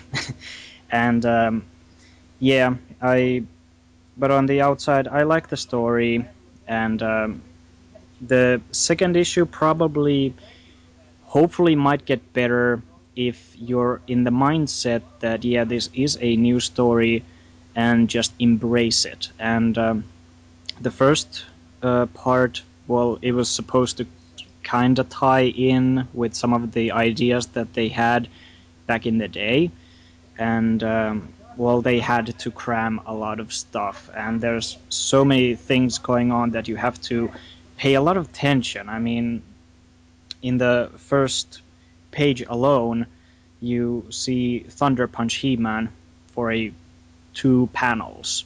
That's pretty cool since the minicomic came with Thunder Punch He-Man.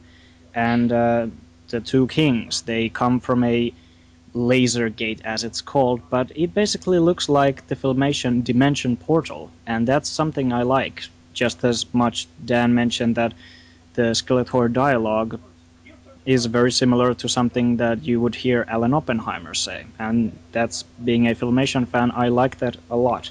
But even in the first page, also in the 2 lower panels, you're shifted to Adam fighting with King Randor, and I didn't even notice that at first. I was like, well, wait a minute, why is He-Man hugging Randor?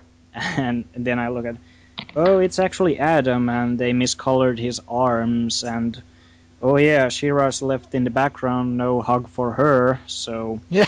all the She-Ra fans will have a field day with that, naturally. Not that. Well, he hugged her between the panels. You just didn't see it. Also, And- she's not Adora, she's She-Ra. So why would he hug She-Ra? Oh, good point. Oh, Also, and Yuka. also Hey, in that, Yuka. yeah? I was gonna say Yuka. In that same panel we're all talking about with the hugging and everybody standing around.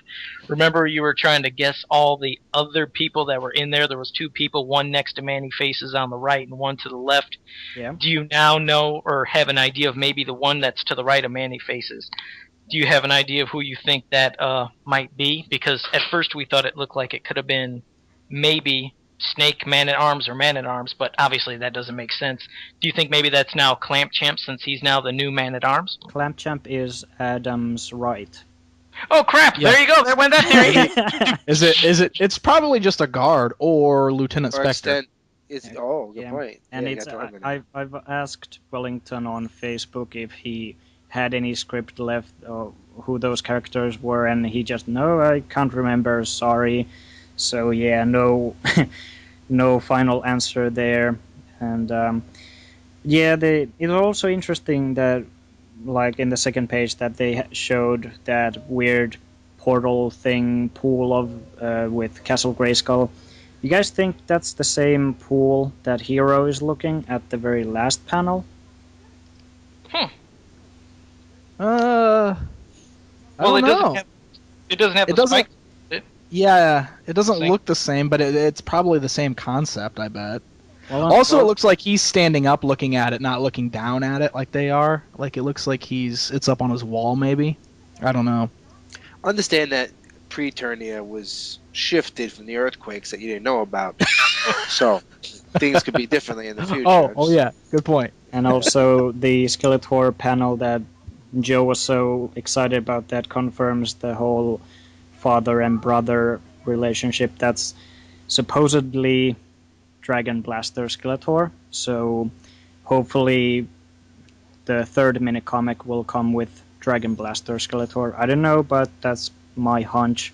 And it's supposedly the same armor that Skeletor ditches when he sneaks behind He-Man into Preternia. And that's something I remember when I was listening to Roast Google, that Val thought it was the Cosmic Key.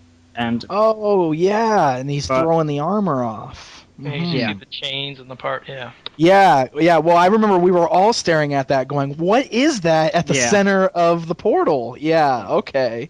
I see So- that now. so I it's- totally didn't notice that before. so those are like very nitpicky things that they kind of had a good idea here and there, but then they just couldn't execute them well. I mean, I think Scott has mentioned on some forum that they also intended for the Sword of He to have maybe some funky lines, like Peter Parker has the Spider-Man Spidey signal lines, to somehow give the notion that, well, now it's in disguise in this panel. So, ooh. Yeah. That would come off looking very cheap. Yeah, and as I mentioned, it looks to me that King Hiss has the Staff of Ka, so not his Yeah. regular staff. Right. But then, yeah, later, well, in the cover he has his own staff.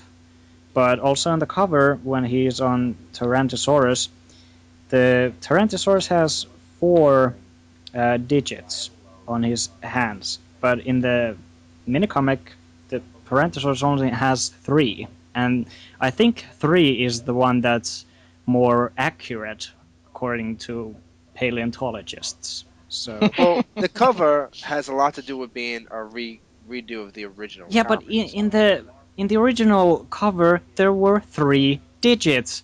So Eric Powell, when he did his new cover, he couldn't even get that one Whoa, right. whoa, take it easy. I'm a very big fan of Eric Powell as an artist. Well, hey, Yeah. and you could even at that angle, it almost looks like he just has 2 digits on the vintage mini comic. It almost looks like 2. It went from 2 to 4, doubled up. Yeah, and it's a Listen, they're not paleontologists. It's not Earth. It's Eternia. What you don't know about dinosaurs, they shed fingers and digits as they go along in Eternia. Oh, obviously. That's it. God, do I have to It's a explain side everything effect about of, Eternia? Yeah, exactly. The technovirus. Technovirus. You grow guns, but you lose fingers.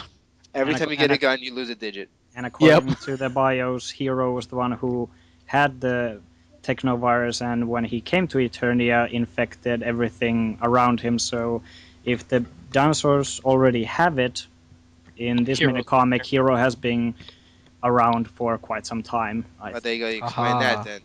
There's no reason to put him in shadow then. All right. So overall, we're actually not as bad as we thought we'd be. I expected I expected Joe to be a lot worse than he is. I And tried to Joe be actually, nice. he was trying to be nice. And I have to say that when I read it, the first time I read it, I got an advance from Dark Horse Comics, gave me an advance of the comic, and I read it. And I was like, oh, I better read this again because I was kind of like really not digging on it. As you read it again, you read it through, you don't mind. I am probably not the biggest fan of Filmation, as a lot of people are. So What? when I when We I had no heard, idea. when I got the Skeletor dialogue, I knew it was Filmation dialogue. I was like, oh, do I like that? Yes, I know you Hey, did. Rob? everybody else is gonna Now- like it. Rob, did you know that King Miro was in Filmation or no? No, I could care less. Okay, just checking. You got- Because earlier when you you said, I gotta was like, understand wait, it. I can tell you didn't My like whole thing Filmation. is, when I was growing up, I watched the whole. I watched every episode of He-Man. I watched all She-Ra. My favorite He-Man cartoon is still the Christmas special. I still love that. I still love the Power of the Sword. I still like all that stuff. I like the You freaking like Power Tour. machines? I love the Mancini Power Tour. puppy. Yeah. I'm a big fan of the He-Man She-Ra Power Tour. So you want to talk about camp and hate stuff? I am a big supporter of Songster, and there's no reason to even have that character anywhere. But I like that stuff, you know. That's the stuff that I dig, as a childhood, and I loved it because it was great to see that. But as I'm older, I was just telling before we did the podcast, I actually try to watch He-Man on Quobo. I have files, so I was watching. Quobo shows all the Filmation cartoon shows, so Ghostbusters, He-Man, She-Ra, Brave Star. They show in a block every night. So Awesome. I'm up with my baby. She's up. She's teething, so she's awake, and I'm watching it. And I'm going, God, This is I amazing, right? I Yeah. really am not liking this more and more. No, I'm yes, trying you to like You it. go picking on Filmation. No, I'm sorry. You have to understand. Like, I really want to like it. I want to give it the chance because you know what? It's from our childhood. But the Yeah. more I watch, the more I go, oh my God, I really hate Orko. Oh my God, I really hate Adam. Orko's the Oh my unnamed God. one. Oh, yeah, exactly who it is. And there's Feel like every the little Christmas thing like special, though, don't I hate Duncan's stash. I can't stand that. There's so many things about the Filmation cartoon show that actually anger me that when they put it into other stuff, it makes me not want to like it more. And that like let me tell you, as a kid, I watched it religiously because we had no other choice because there was no other He-Man cartoons around. So and the parables at the end, and be good with your friends and don't bite your parents. Oh wait, I'm confusing that with Yo Gabba Gabba. Sorry, but it's all there, and I didn't hate it, but now I do. So when I'm reading Skeletor talk like the Filmation Skeletor, these comic books are much darker than Filmation would ever be. This comic book alone, this one comic book alone, this mini comic alone is so dark. It would never be in the Filmation cartoon show. So why have him talk like the Filmation cartoon show if it's not going to Because follow? because Alan Oppenheimer Skeletor is and always will be Skeletor. I don't care what context you write Skeletor in, he will always sound like that to me. See, to and me, I think- I'm a Frank and I- Langella Skeletor. I love Frank Langella. Frank Skeletor. Langella was an awesome Skeletor, okay? I love Frank Langella, but Alan Oppenheimer Skeletor is Skeletor. And that's just, no matter what story you put him in, that's the voice I'm always going to hear when I'm reading his dialogue. Okay? So I think Here. it's awesome. I think it's So awesome. you don't hear the. comics and going. It's like I don't know. You guys ain't. Don't love the new adventures of He-Man Skeletor? Oh, God, yeah. With the eyeball. Yes. Yeah, with the eyeballs, then no eyeballs, then eyeballs again. Yeah, that guy.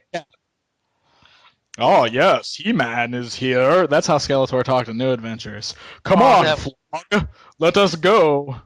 that was painful. What were they thinking? What were they thinking? It is painful.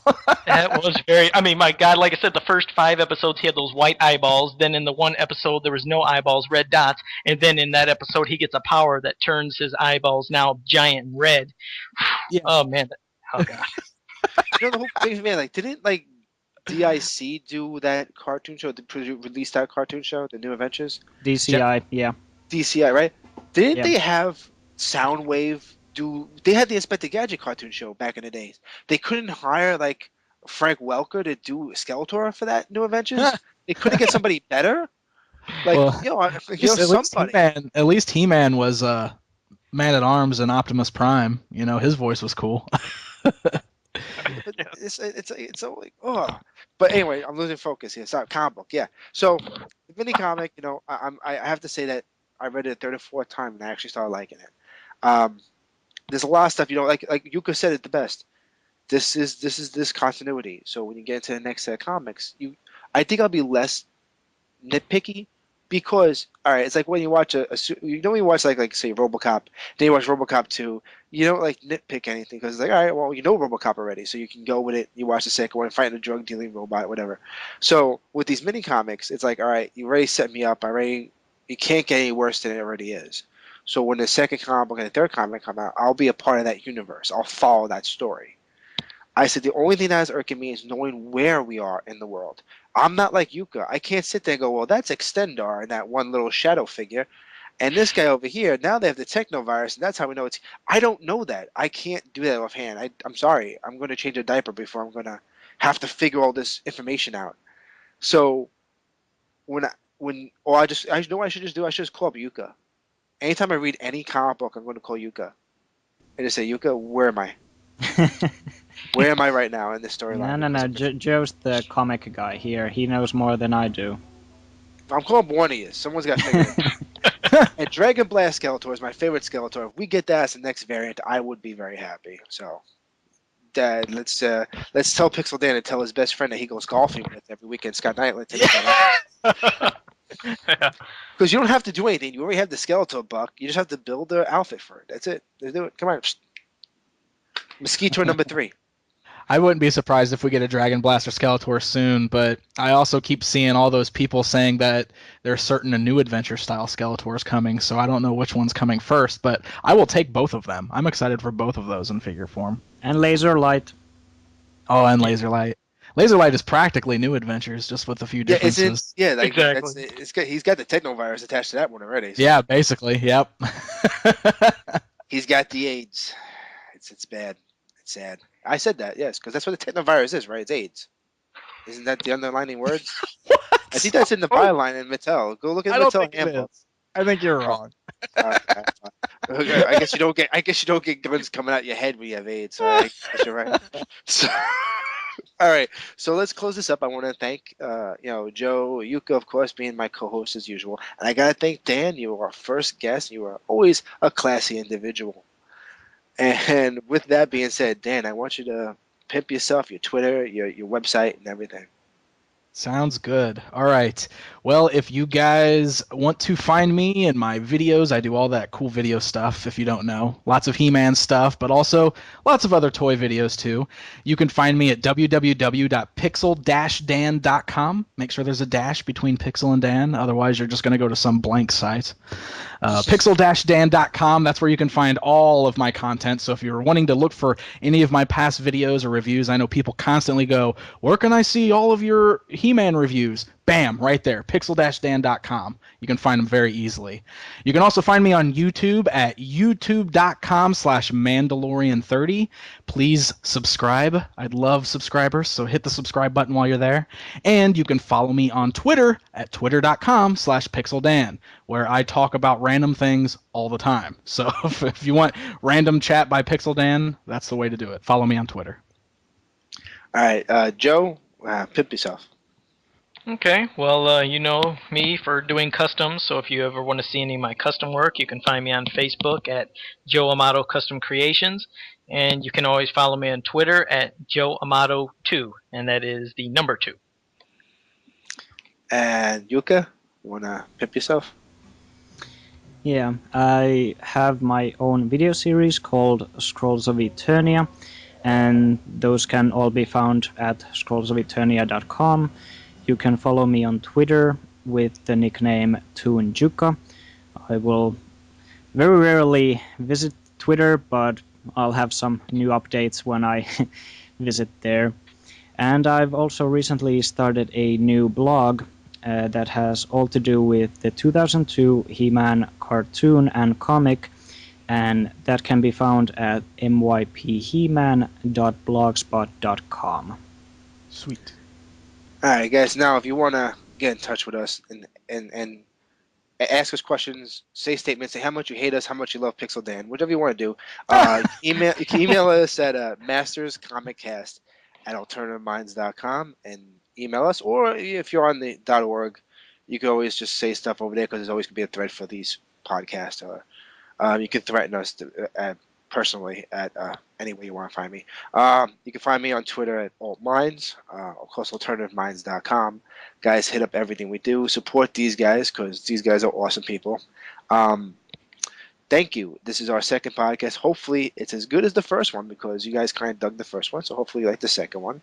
And I promise you that we will be getting free toys from Dan in the near future. Dan's going to give us all free action Really? figures. Is that how said it's gonna that. go? Well, you said that before we started recording. But I didn't. Oh, I did. You completely said that. What? So Okay. he's just gonna call up his friends at the Four Horsemen guys. They're gonna come and give you free toys. That's what they said. Okay. All right. I'll Unfortunately, get on whatever that. figure you want, it won't be the one you like though. It's just how it works. You just get whatever they have. Next up, we'll give those figures to all those who send listener email. Oh, don't lie to me. I'm Wait, not man, you're gonna get and everybody's gonna be mad at me. See what?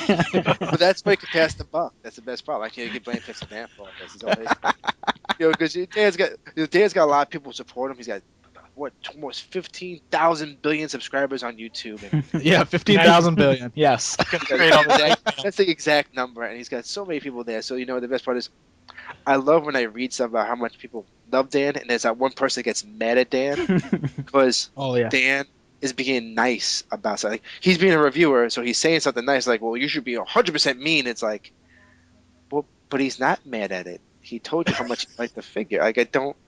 Why are you mad at him? And they're like, "Oh, I hate Dan," and all of a sudden, but they watch his video every time. So to all the people that hate our videos, like I know the people who hate my videos, and you could probably have some people who don't like him and everything.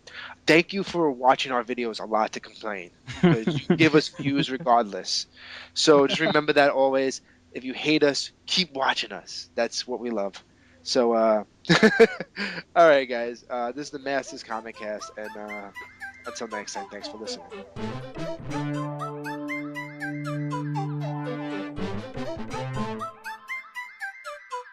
Thank you.